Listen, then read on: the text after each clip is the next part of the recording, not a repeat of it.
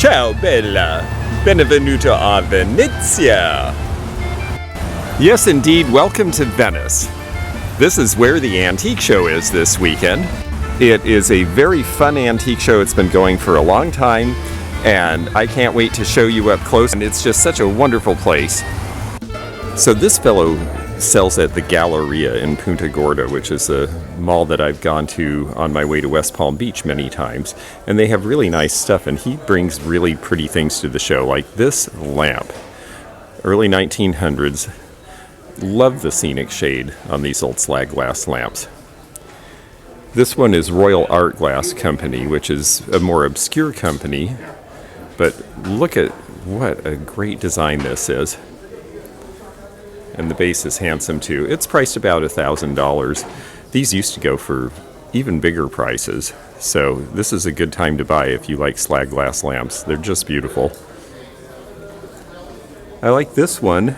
I like Skookum dolls anyway, but the third one in has an award from the annual doll show of 1952 in Kingston, New York. It won third place back then.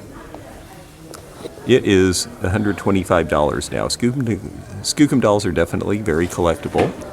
Here's a larger one up here with the big feather headdress. And then, I like lots of fun, cute little things. And here's something that is right out of the 70s. I bet this is the Derrick Dolls. Okay, I was thinking it would be the Dallas Cowboy cheerleaders, but the Derrick Dolls are dressed like Dallas Cowboy cheerleaders. Lladros are very popular in Florida, and there's some interesting ones here. I like the deeper pink color you see in this particular one, which was designed by Juan Huata.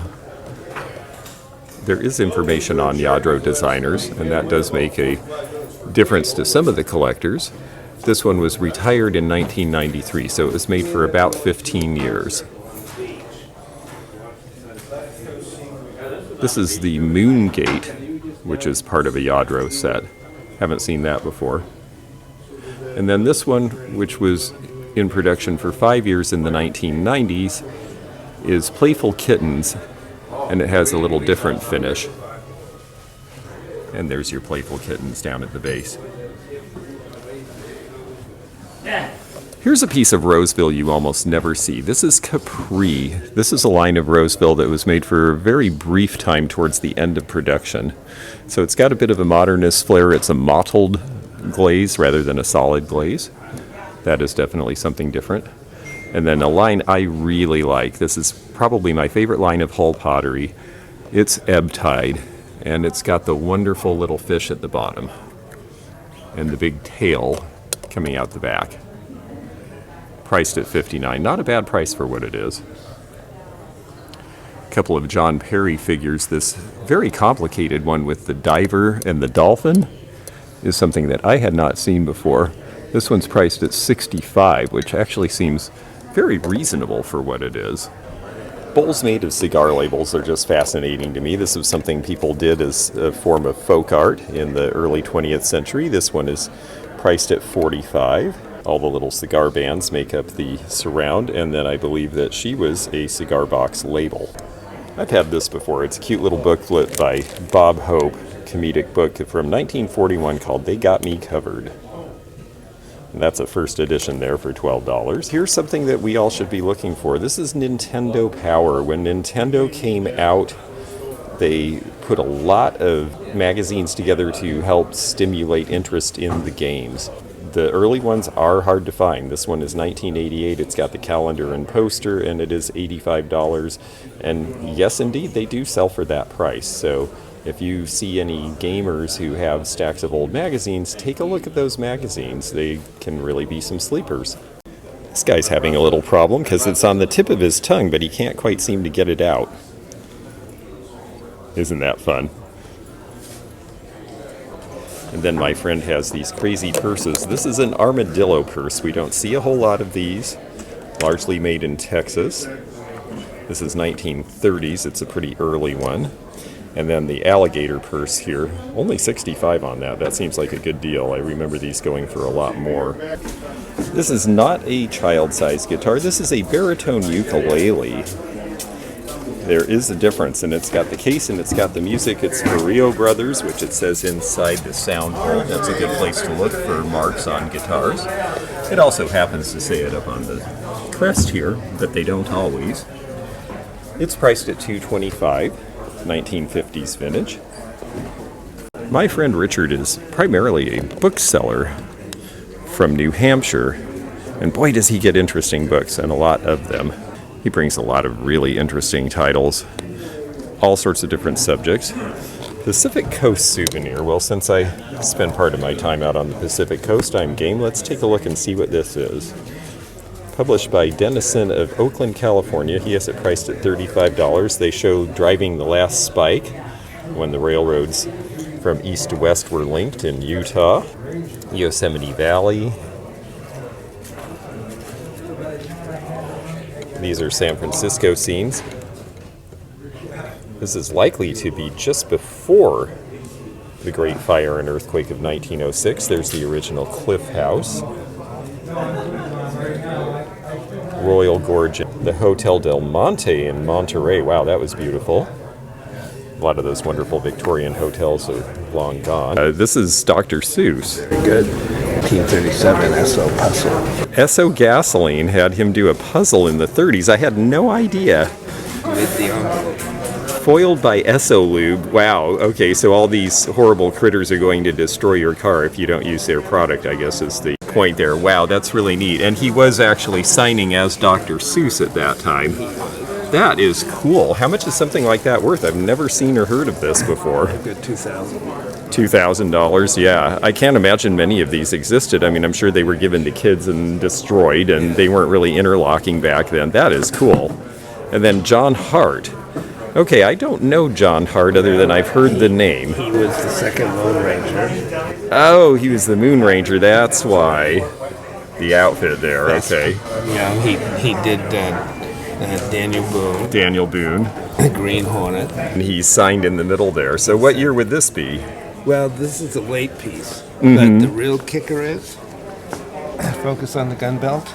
Okay. I own the gun belt. You have the gun belt? I have the gun Wow. Belt. Did you end up at his estate sale or something? I bought Really? it at an auction in New Hampshire. Oh my gosh, what an interesting thing to come up at auction. Yeah. What would the belt be worth? I imagine the belt and this together are kind of the thing to have, Yeah, right? I have $1,200. $1,200 on it, yeah. Wow, how neat. Oh, I love pop-ups. So this is the Wizard of Oz in pop-up. I've never seen that before. Oh, the tornado. Yeah, I was just through a tornado. That's, yes, they are really, really frightening, it turns out. Yes, they are. Wow. How cool. This is in 1999. Late 90s, okay. I know there was a lot of resurgence of interest in pop-ups around then, but this one's really good, and the hologram is neat with the Tin Woodman. Yeah, this guy, Robert Sabuda, revolutionizes the entire pop-up industry at this time with this book.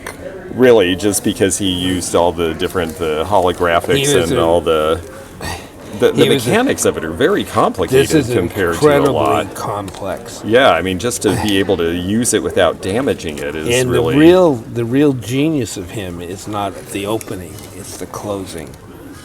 You see how everything closes? Yes, so that it doesn't catch and damage each other. Right. Wow. Very hard to find in really good condition, and they're all out of print. And he's done probably, I think, maybe 25 or 30 different ones. This is another one.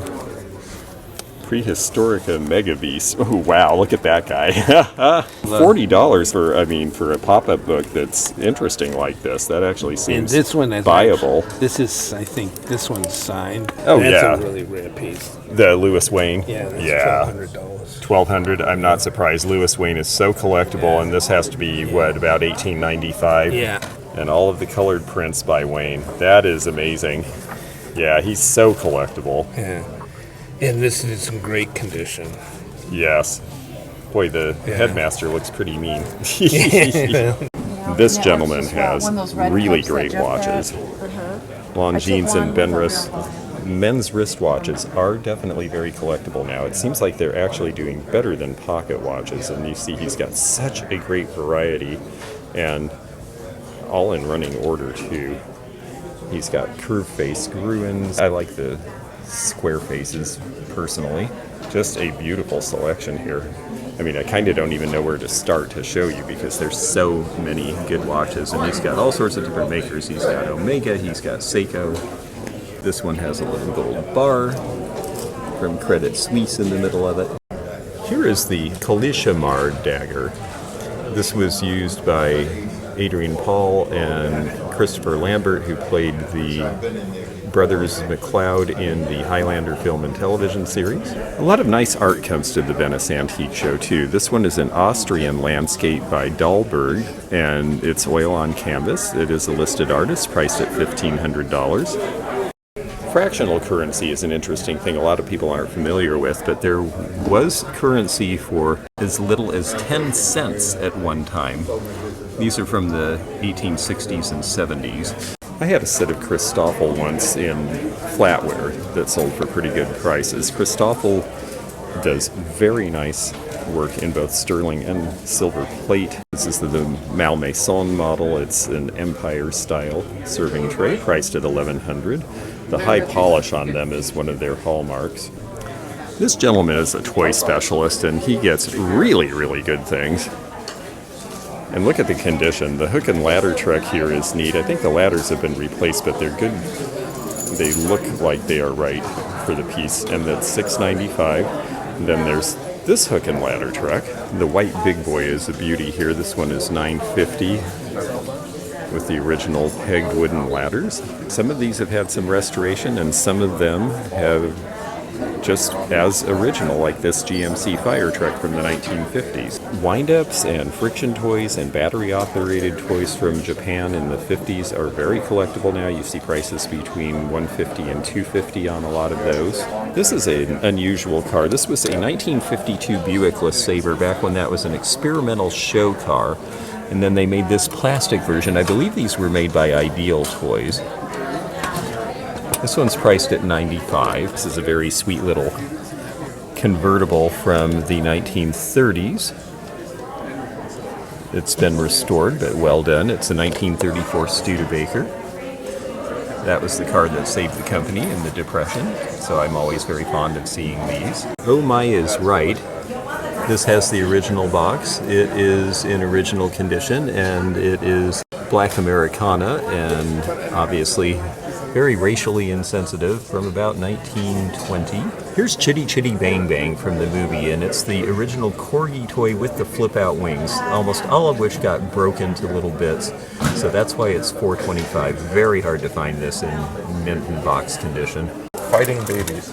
Yes, boxing babies in celluloid. That's really interesting. I can't believe many of these would have survived. Yeah, well, you know, they didn't. Yeah, I'm sure they didn't, actually. You get the greatest stuff. Thank you. Wow. Yeah, they are really not getting along. Wow. Yeah, I can see where a lot of them took a header somewhere along the way, too. That is cool. Who made that one? Might be Karamuchi. It's very difficult to tell. I mean, something like this would have been a five and dime. They probably imitated what Marx did. Right. Like in the 30s. They knew how to do their celluloids that were light. And they were like, well, what do we do with a bunch of dolls? Oh, that's right. We'll turn them into boxers. That is so cool. Oh, thank you. That was fun.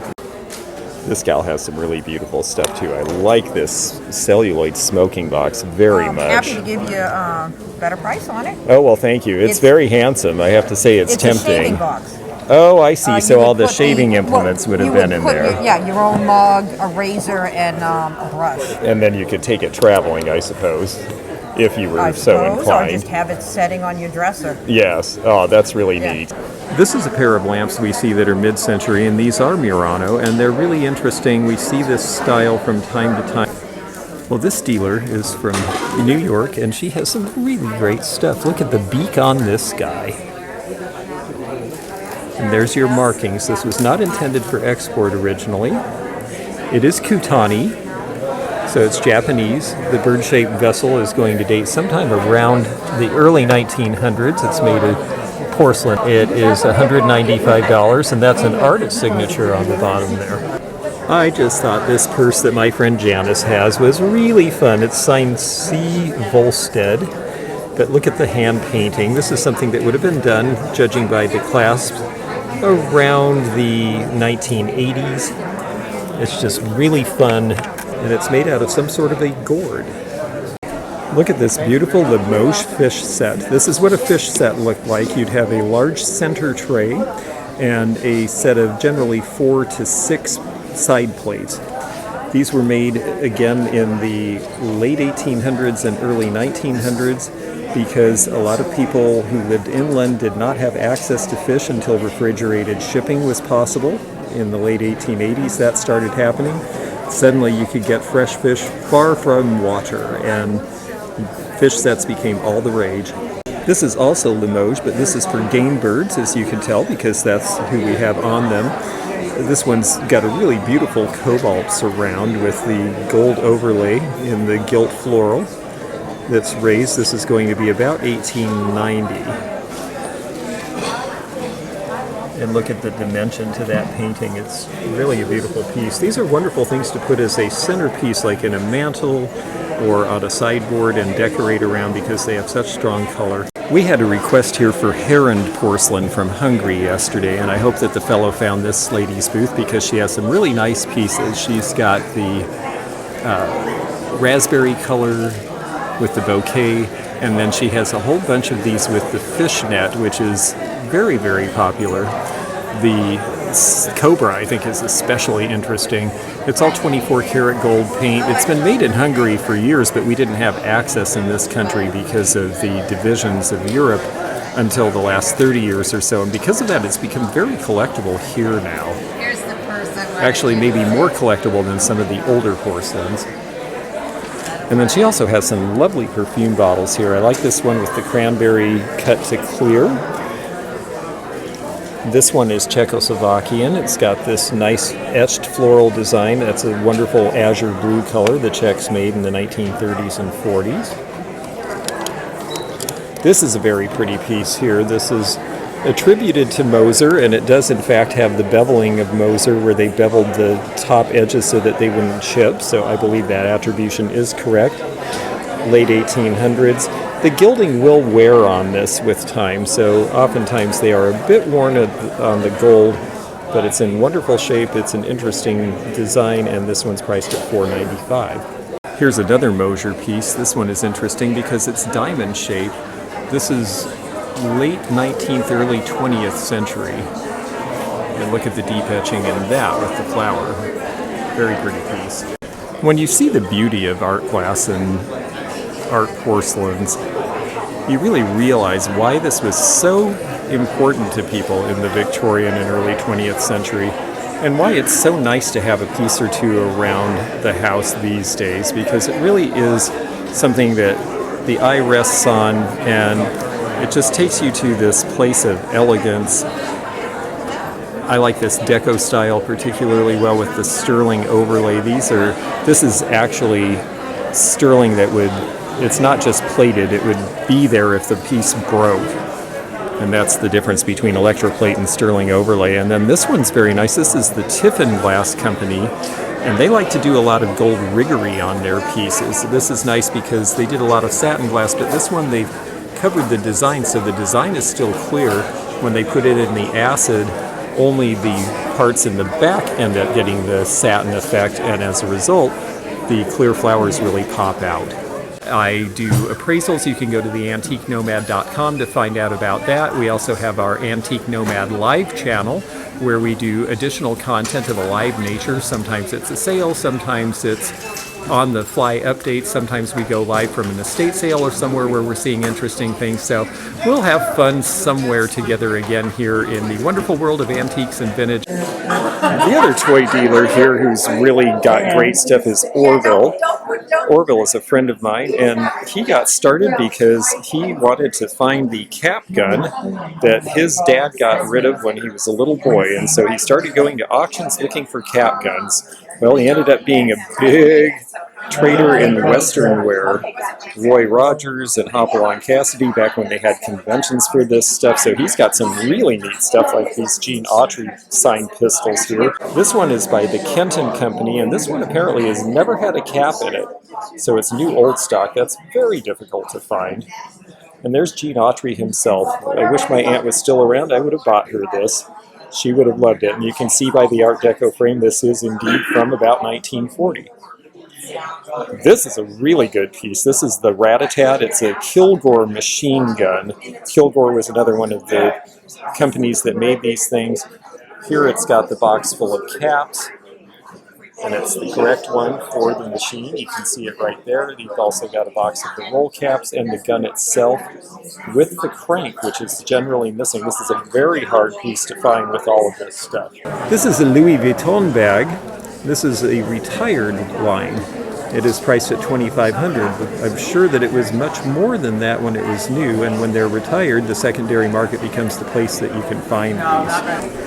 One other reason it's fun to do shows as a dealer is people bring you things to sell, and I bought something I've never had before, and it's a very strange thing. I didn't even know I wanted one until I saw it, and it looked back at me, because a glass eye, which I have put in my showcase, you can see here. And yes, it may seem like a strange thing to buy, but Medical, Quackery, and Oddities do sell. These go for around $40 to $60, and the fellow knew that, and he said, I know you have to make money. He sold it to me for $20. And here is the classic chain Ferris wheel in the original box. I love seeing the box. They were out of New York, competitors with Marx, and they actually made the Coca-Cola trash can because they went into housewares after the metal was deemed unsafe for toys. Isn't that an interesting thing to conjure up spells? This is the first time I can tell. Oh, yeah, that's wonderful. And it seems like you like jewelry a bit. Yeah. And this one is priced at $800, and that's actually a very fine price for what it is because it's got so much color and detail in it. Look at the different stones in it. So it's got agates as well as turquoise, and it's Native American. Is there any signature or anything? No, it's just got a silver mark on it. Speaking of squash blossom, my friend Janelle has a really nice squash blossom necklace here as well. And this has the turquoise with all of the sort of goldish tone figuring in it. It's a nice older piece. You can tell by the lack of brightness that it has patina from age. It's priced at $2,200. Look at how big those turquoise stones are in those rings. 3 to 4 inches each. Just beautiful. The lady worked for them. Oh, how cool. The bottles are both lucite, and then Those came from Paris in 2 pieces. Wow, that is amazing. So the Those bottles are really were from... highly desirable. I'm going to take those to West Palm. Oh, those are fantastic. So Bergdorf Goodman did these in the 60s out of lucite. That is just amazing. I mean, I kept looking and thinking, well, they're factices, but I don't see fluid. Now it makes sense. Now, I looked for you on YouTube. This is the Morency, isn't it, with the gold? Yeah. I know Bisbee, and I always forget Morency, but Morency is the name of that. I'm going to keep is Royston. It's got more of a brown. This one. Okay, and it's a little darker. Royston, right there. Yes, I see. Thank you. Very good. And you can tell it's a little darker than this would be. That's more Sleeping Beauty. So Baccarat is a name that we see in French glass, and look at these. So what era of Baccarat is this? The medallion's been made since the 1920s. Medallion is the pattern because of the design. $500 each. Wow. Replacements have them at $500 $3,500 each. and I'm trying to get $2,500. They are gorgeous for someone who really understands fine crystal. And then this set is really beautiful, and I see why she wanted me to point this out. This is American Belique. They got in trouble for calling it Belique, but there is your mark. So it's Willits Belique. Willits was an American company. It's very finely done. The Art Nouveau painting is gorgeous with the irises and the gilding. A very beautiful set, and they have that priced at $385, which does not seem unreasonable. Now here's a really fun modernist design. This is Bimini Werkstatt with this very shaped vase. This was made in the 1920s and 30s, so it's actually much earlier than you might imagine for this op art. Look at the design as you see the light come through it. It is so op art like 1960s, but this was actually made before the Second World War in Austria. And a lot of people don't recognize these. You'll see them sometimes in thrift stores.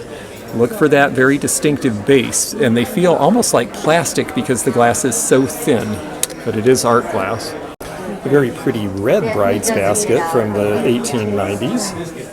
He's got some cafe ware. These are actually from Syracuse, China.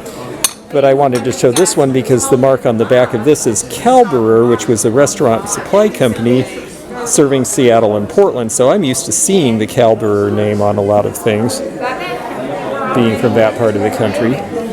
These are really fun. They've got the hand painting that is actually derived from 17th and 18th century painted dinnerware from England. This is English, but this is going to be right around the turn of the 20th century. And look at the bunnies. They're having so much fun. They're driving a horseless carriage.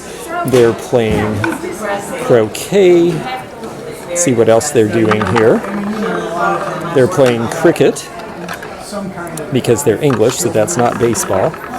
And they're playing golf because rabbits know how to dig holes, so they can cheat at golf. And then they are playing tennis. That is a very fun set. You don't see many of these anymore. This is something you will see. It is transferware, but it's nicely done. And this is Porcelain de Paris from France. And then this is Shearwater out of Mississippi, including those amazing bookends that I can't believe he still has, and I have to admit I'm very tempted to buy them. If you're a cat person, that is to die for. Oh, he's just got such a great expression, and the artist is someone named J.D. Pike. I love the lilac background color, and look at the back shadow. Every time you look at it, you'll see something you didn't see before. Right, and like cats are, it's very moody. You're not sure if he's happy, angry, That's about right, to bite because you, I'm in the purring. middle of whatever I'm in the middle of, and don't bother me. You are interrupting me, yes. There's just so many great dealers and really beautiful stuff here. This is Montjoy from France. This is a company that Crazy Lamp Lady found a piece belonging to, and we were debating whether it was Legras or Montjoy. I think we decided it was Montjoy, and here's an example. Beautiful French work, deep colors, the very bright blue with the enameling on it. Well, in the middle of some really beautiful silver is a really bright blue scent flask that my friends from Kentucky have. They're from the Louisville area. You don't see that color often. They're generally clear. It's $95. This is a very unusual silver compact here with the mother of pearl. That's really nice too. And then this, I think, is really fun. Is this an inkwell? This with the horseshoe? No, it's a stamp box. It's a stamp box. Oh, very good. And you'd put your different denominations in there. Yeah. That looks like it might be 1930s, 40s maybe. You're right. That's very cool. That looks like something I'd see in Kentucky. UND. University of North Dakota, there you go, and that's got the School of Mines. That's a really good mark. I showed a piece in one of my previous videos, and it wasn't marked well, so this will be helpful to people to know what they're looking for. And who did the tile? Rookwood. That's Rookwood. It looked like Rookwood. That's beautiful. These are Rookwood. These are Rookwood as well. What neat stuff. It wouldn't be Florida if we didn't show flamingos, so there's a flock of flamingos for you. This one's a little bit unusual. It's 50s and it's got Florida impressed in the base, which they didn't generally do. Then you have a little teeny baby one there. These are really neat. These are shell art. These are a lovely little dresser with the mirrors. And this little box here. These would have been made in England. This would have been for sewing implements. You can see the boxes they used to make them with the printing. $195 for the pair. What a great little set. A very tiny Hello Central cardboard candy container with the old phone from about 1920. And then there's a German Santa candy container from the 50s, and then there's this gal. Easter's coming, and this is so interesting and strange. It is a bisque head rabbit candy container, but it's got the bisque doll head, so this was likely made in France or Germany as well. Some cool Halloween noisemakers here. This gal always has such neat, fun stuff. It's childhood related, it's holiday related. It's just always a lot of fun to see her stuff. And maybe the most impressive thing is this mohair platform horse It has a teddy bear riding on it, but it would have been something for a kid to sit on. This is made in Germany sometime in the early 1900s. It's priced at $4.25. That would be such a great central display for someone who does Western or horse themes or childhood stuff. Just really neat. I've shown you the American version of this. Here is a German version of a miniature grocery store, and this one's a little older. This is probably around 1910 because you can see wooden barrels, paper mache, and then they've got all the little boxes and the little metal tankards. It was done for the American market though, because you can see that it has macaroons and coffee and cocoa in English, but this would have been the sort of thing that would have been for a child who had German dolls of that era. It's just a really neat piece. They say circa 1880. They could have made similar to about 1900. And then these are roly-polies. They're just so much fun. That one's celluloid. These are some sort of also celluloid actually. And they're weighted, so they just wobble about. My friends from New York brought some wonderful imari. It's nice to show imari. It's not necessarily expensive, but it is old. This is late 19th century, and this would have been done in Japan, in the Imari region. The colors are just so distinctive. You see English pieces called gaudy Dutch and gaudy Welsh that were imitating this. Very pretty. Rose medallion and Famille Rose are related. They're painted in these colors. This is Rose and Long Life here. A lot of these are 1920s vintage. They have a very helpful little bit of information here to help you date Chinese export porcelain of this era. That's worth studying, and notice that they say beware of removed marks. There was a time when the values were high that they would take the marks off to make it look older than it is. So that's something to look for. Make sure the mark wasn't removed. Do not underestimate the beauty of crystal. This is Cambridge in the wildflower pattern, and it's got the gold trim. And yes, I know people avoid gold trim and stemware because it's fancy and you don't want to put it in the dishwasher, but pour something in there and the pattern just pops, and it's really beautiful. I like these all-over patterns especially because they're very showy regardless. This whole set is priced at $6.95. There was a time it would have been worth 3 times as much, so again, it's a good time to collect this sort of thing if you like it. With the passage of time, we start seeing the passage of people who were in the military in the Second World War. This fellow was in from 1942 to 69, so he served all the way through the beginning of Vietnam, and these are various medals from different campaigns he served in. A lot of these were set up as presentation pieces in show boxes in the 1970s and 80s. They are asking $350 for that collection. They have some neat poison sprayers. This is a collectible area now.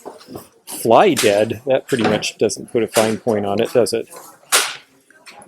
Fly Dead is $35, and so is this one. They seem to be selling in that price range now. This one is Flit. Flit kills moths, mosquitoes, flies, roaches, bugs, and ants. And you wouldn't like it much either if you drank it. This axe is interesting. It's the James A. Farrell. This is from one of the Great Lakes ships. So the ship was built in 1942. And this would have been one of the axes on shipboard at that time, named after him. He was the head of U.S. Steel between 1911 and 1932. So this would have sailed the Great Lakes. It's $95. Here's another really unusual type of typewriter. This is an early QWERTY machine, so it does have the QWERTY keyboard. This is from 1892. It's a Blickensderfer Model 7 out of Stamford, Connecticut. What a neat-looking typewriter that is, and typewriters are very collectible now.